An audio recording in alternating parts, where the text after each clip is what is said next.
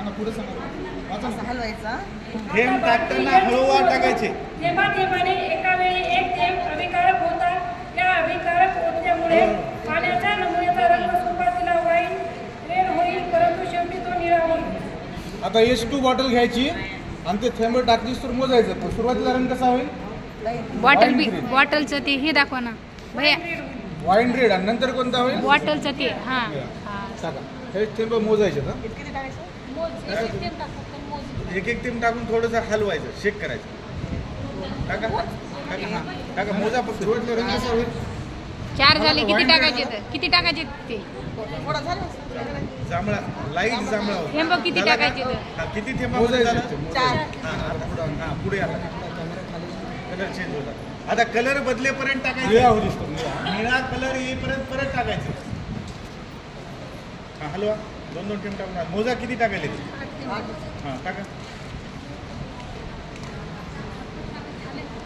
निळा कलर होत दिसतो ना. निळा झाला का? थोडं सांगायचं. टाका. वरचा थर दिसतो.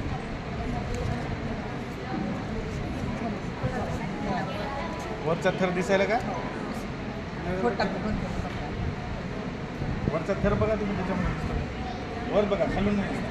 वरून वरून वरून बघायचं थर निळा. वरचा थर निळा झाला झाला. झाला झाला? जांभळा झाला जांभळा. टाका. टाका. निळावरपर्यंत टाका. निळा रंग वरून आता बघा. 14 15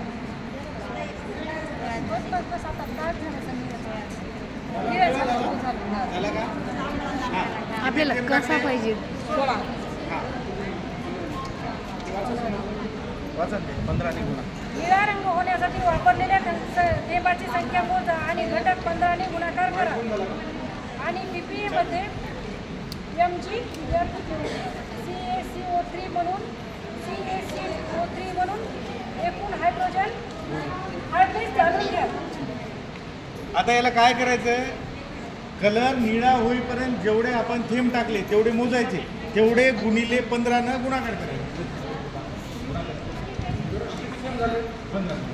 15 गुणिले किती करायचे? 14. किती होतात? करा मग. किती आले? 210. आपलं प्रमाण किती पाहिजे आपल्याला? 200 ते 600च्या दरम्यान. आता 210 आल्यावर काय समजायचं? योग्य आहे. त्याच्यामध्ये कठीण प्रमाण ते